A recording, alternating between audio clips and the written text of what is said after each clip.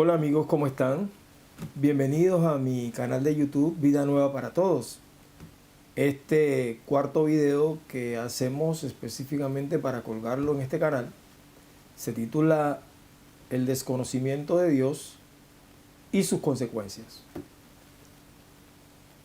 Bien es sabido por todos nosotros que cuando no conocemos una ley que rige nuestra sociedad a la que todos nosotros estamos expuestos, no conocer esa ley no significa que no debemos cumplirla.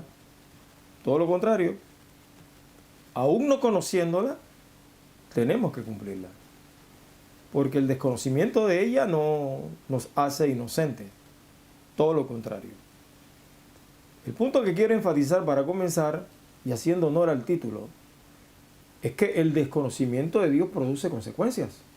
Asimismo, como el desconocimiento de cualquier ley a la que estamos sujetos produce consecuencias, el desconocer a Dios también tiene consecuencias en nuestra vida. Hay tres tipos de circunstancias, vamos a llamarles así, que privan a la persona de conocer a Dios. La primera circunstancia es cuando la persona no recibe información, no les llega información de Dios, o le llega distorsionada, o simplemente no les llega. Entonces la persona no tiene cómo. No tiene cómo conocer a Dios, porque simplemente la información no le llega. Y no le llega porque no se interesa, no le llega por las razones que sean. Ese es un estándar. El otro estándar tiene que ver con la persona que recibe la información de parte de Dios. Por ejemplo, la Biblia es una excelente, es el elemento número uno para conocer al Dios de la Biblia, es la Biblia. Entonces, cuando una persona va a la Biblia y no le da la importancia que tiene, no la pone en el primer plano, sino la relega a una segunda o tercera instancia, bueno, ese es el otro cuadro. Ese es el otro cuadro. Ya lo que yo conozco de Dios no es tan importante, eso puede esperar. Y lo ponemos en la fila. El tercer elemento es la persona que recibe la información, igual que la anterior, pero la rechaza de plano. La rechaza de plano y dice: esto no es para mí, esto no tiene ningún sentido. Y por la razón que sea, la rechaza. Estos tres elementos privan a una persona de conocer a Dios, lo que los lleva a desconocerlo. Ahora miren ustedes a Jesús hablando con un grupo de fariseos que habían creído en él. Jesús está enfatizando tres elementos que tienen que ver con conocer a Dios. Pero la persona que lo desconoce por las tres razones que vimos anteriormente, no tienen ese acceso. Juan capítulo 8, verso 31 al 32, dice: dijo entonces Jesús a los judíos que habían creído en él: si vosotros permanecéis en mi palabra, seréis verdaderamente mis discípulos, y conoceréis la verdad, y la verdad os hará libres. Conoceréis, gnosis, conocer, conoceréis la verdad, y la verdad nos hará libres. ¿Qué significa esto de que la verdad nos hará libres? ¿Cómo es posible que yo pueda conocer a Dios? ¿Cómo lo puedo conocer? A través de mi sentido racional, mis sentidos de cognición. ¿Cómo es posible que yo pueda utilizar estos elementos para conocer a Dios? La Biblia dice que la revelación de Dios es espiritual. Sin embargo, Dios nos creó con sentidos humanos, mortales, que estarán con nosotros hasta el día que muramos. el tacto, la vista, el olfato, la audición, el gusto. Son sentidos que tenemos allí con los que nos relacionamos con el entorno que nos rodea. Estos sentidos por sí solos no son suficientes para conocer a Dios. Necesitamos un sentido adicional que viene por la revelación del Espíritu Santo, tal cual lo vimos en nuestro video anterior. Conocer a Dios.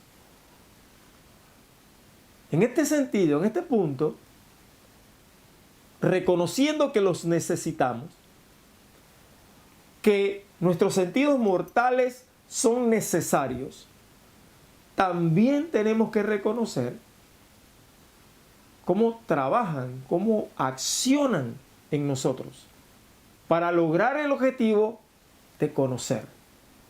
Existe una palabrita por ahí que se inventó hace mucho tiempo atrás, se llama cosmovisión. La cosmovisión es la manera como yo percibo mi entorno. Pero esa manera de percibir mi entorno es influida por dos elementos: la percepción y las experiencias. La percepción no es más que ese rudimento, esa facultad humana de tamizar, ordenar, asimilar la información que nos llega. Esa es una facultad humana. Los animales no tienen cognición. Así que como facultad humana que es la encargada de resolver en nuestro cerebro las preguntas. Y una vez que las resuelve, crea en nosotros un conocimiento. Conocimiento que algunos no tienen, que algunos tienen y que otros comparten. Independientemente de eso, crea en nosotros un conocimiento. Ese conocimiento, cuando se une a nuestras experiencias, crea un marco de referencia. Y ese marco de referencia se llama cosmovisión. Jesús les estaba diciendo a estos hombres que ellos habrían de conocer la verdad y por conocer la verdad serían libres. Conocer. Ahora, cuando conoces algo y dices que el conocer la verdad te hace libre, se crea un axioma que básicamente se postula de esta manera, un axioma contrario. Desconocer la verdad, entonces te hace esclavo. Porque si conocer la verdad te da libertad, desconocerla te hace esclavo. ¿Y esclavo de qué? Bueno, de lo que tú creas que es lo que es el mundo que te rodea. Así no lo compartas con más nadie, no importa. Estás en una burbuja, no sales de allí, no avanzas. Y Jesús lo que estaba diciendo era: tienes que salir de allí, usar tus sentidos que yo te di cuando te creé y ponerlos a trabajar. Pero a ponerlos a trabajar en la dirección correcta. Entonces, cuando esos sentidos los ponemos a trabajar en la dirección correcta, de manera racional, comenzamos a entender lo que antes no entendíamos. Así que llega el Señor y nos revela cómo nosotros debemos comportarnos o cómo nosotros debemos caminar en la dirección de aprender a relacionarnos con Él para descubrir lo que antes no sabíamos. Hay una conversación muy interesante entre Poncio Pilato y Jesús. Ya Jesús había sido aprehendido y había sido llevado al pretorio. Y Poncio Pilato lo está interpelando. Y le pregunta a Poncio Pilato a Jesús: ¿eres tú el rey de los judíos? Y Jesús lo mira y le dice: ¿cómo sabes eso? ¿O sabes eso por ti mismo o porque alguien te lo dijo? Y Pilato le dice: mira, yo no soy judío. Y a ti los judíos te han traído aquí para que yo les haga justicia. Así que dime si tú eres el rey de los judíos o qué. Y Jesús le contestó de esta manera: mi reino no es de este mundo. Porque si mi reino fuera de este mundo, los que están a mi lado pelearían por mí. Y no hay manera que tú me entregues a mí a los judíos. Entonces Pilato le dice: entonces eres rey. Claro, si te está diciendo que su reino no es de este mundo, entonces taxativamente la pregunta es: ¿eres rey? Y Jesús le dice: mira, yo a la verdad, yo he venido, pero para traer la verdad. He venido para traer la verdad. Eso chocó en la mente de Pilato. Y Pilato le pregunta: ¿qué es la verdad? ¿Qué es la verdad? Todo el mundo anda por ahí diciendo: esta es la verdad. Y yo creo que la pregunta de Pilato es válida. ¿Qué es la verdad? Ya Jesús había dicho que él era la verdad. ¿Recuerdan cuando se lo dijo a Tomás en el video anterior que subimos? Le dijo a Tomás: yo soy la verdad. Más tarde el apóstol Pablo, enseñando a los efesios, cuando habla de la armadura de Dios, habla de ceñir los lomos con la verdad. Esa palabra verdad viene del griego aletheia. Y su connotación es muy sencilla. La connotación de esa palabra en el griego es una persona que es capaz de vivir como sus principios le dictan. Es decir, todos esos principios morales, por ejemplo, que todos tenemos, si somos capaces de vivir, de practicar esos principios morales, eso es aletheia, eso es la verdad. Jesús había dicho: yo soy la verdad. Y he venido para descubrir al mundo la verdad. Pilato no podía entender lo que Jesús le estaba diciendo. Otro que no podía entender. Pero le pareció razonable lo que Jesús planteaba. Y decidió reunirse con los principales religiosos de Israel y decirle: yo no hallo culpa en este hombre. Pero ellos querían que Jesús les fuera entregado. Así que Pilato les propuso: bueno, yo les voy a dar la oportunidad de decidir, porque yo todos los años suelto a un reo. Como yo soy un hombre magnánimo, así que yo suelto a un reo. Ahí tienes. Soltemos a Jesús.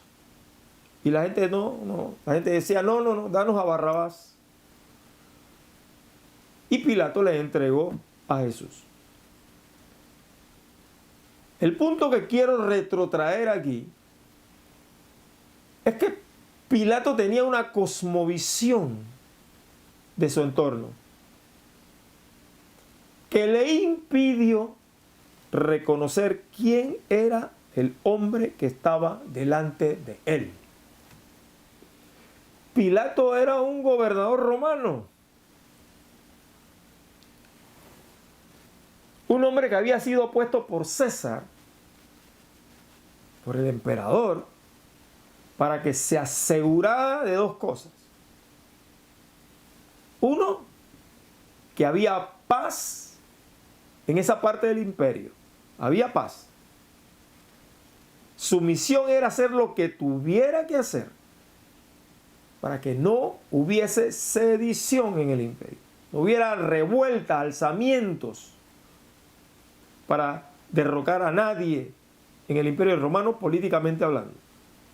Y la otra misión que tenía Pilato era asegurarse de que los impuestos no solamente fuesen cobrados, sino que llegasen a donde tenían que llegar. Si los romanos recibían eso, estaban felices.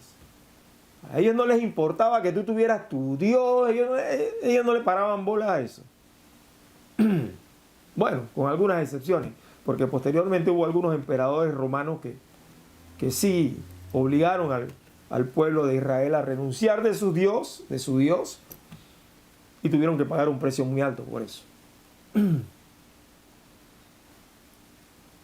Pero el énfasis es que la cosmovisión de Pilato le llevó a entregar a Jesús.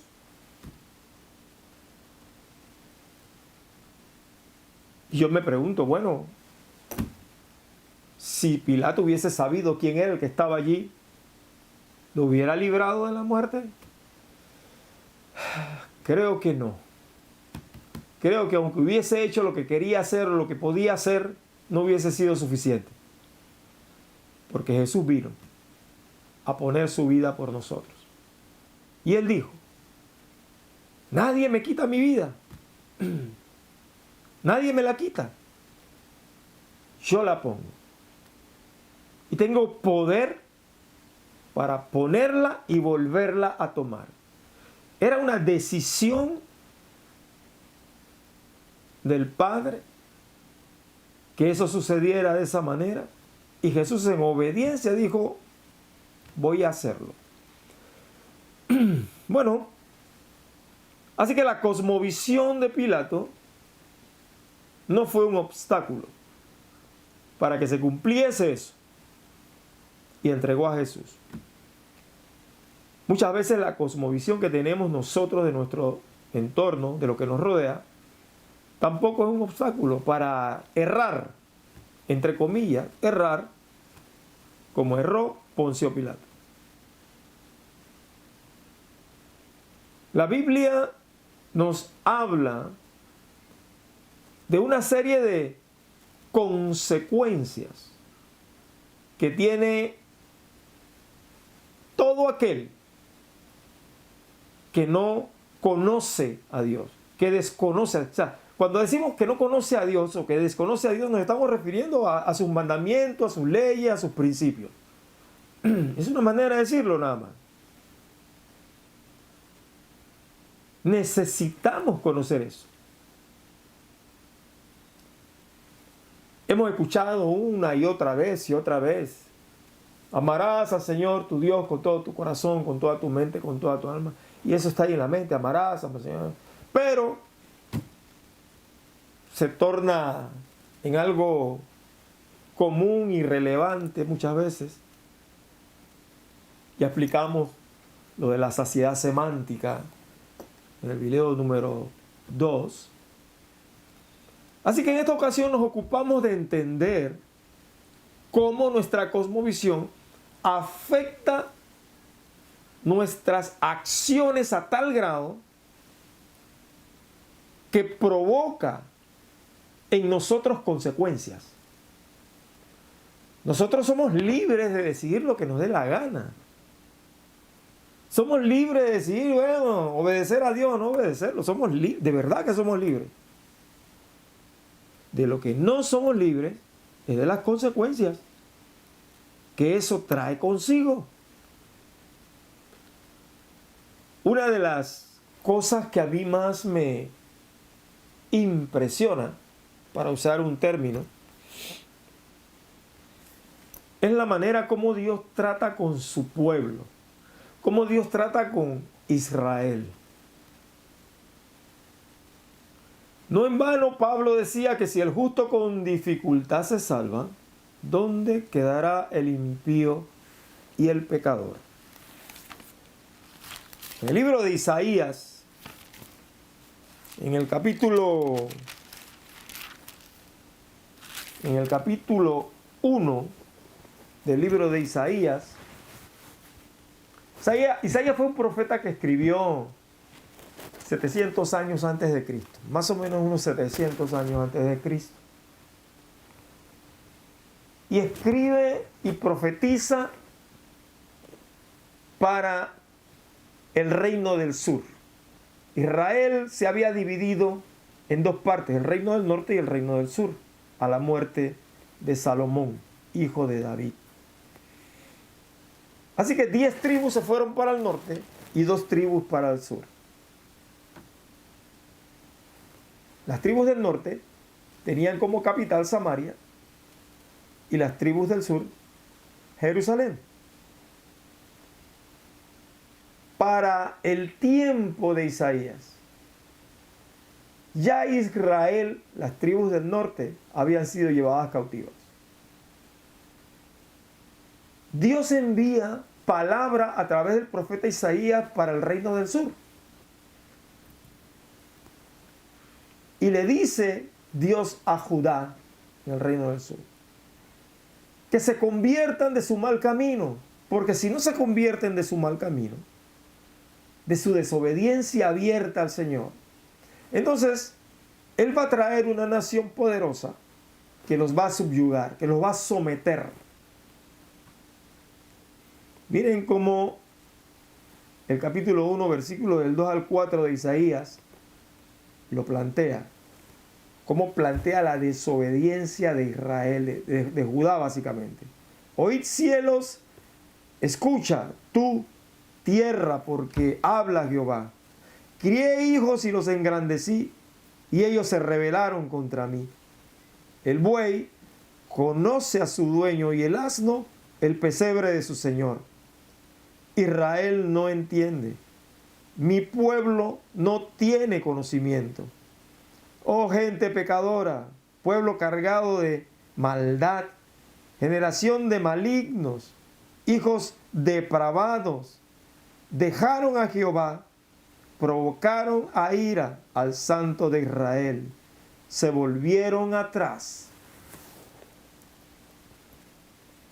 Simplemente la denuncia que hace Dios a través del profeta Isaías. Ustedes me dieron la espalda, dice Dios. Me dieron la espalda. Y lo peor de todo es la comparación que hace Dios con ese me dieron la espalda. Dice que el asno, una bestia de carga, un burro, el asno, conoce el pesebre de su señor. El buey, un animal de trabajo, ganado de trabajo, que cuando su dueño habla, él escucha el animal y le obedece. El buey conoce a su señor, pero ustedes me han dado la espalda.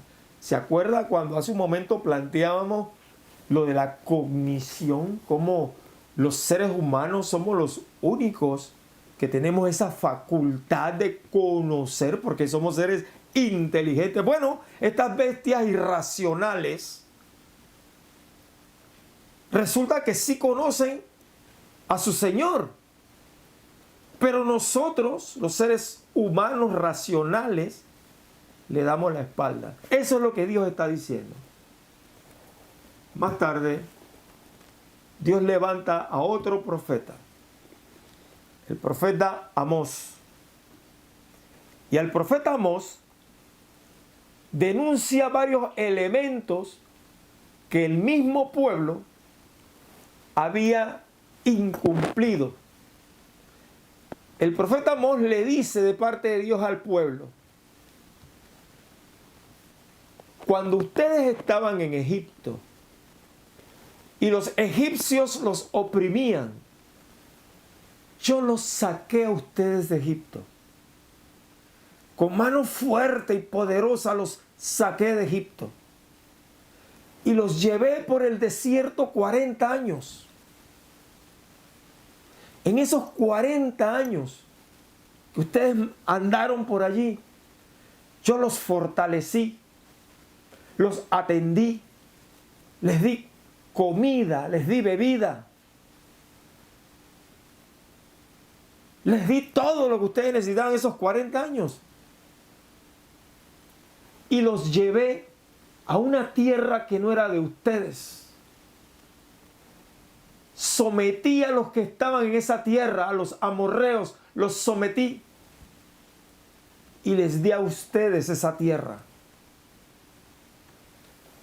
Y dice el profeta, pero ustedes se han ensoberbecido, porque además de darles la tierra,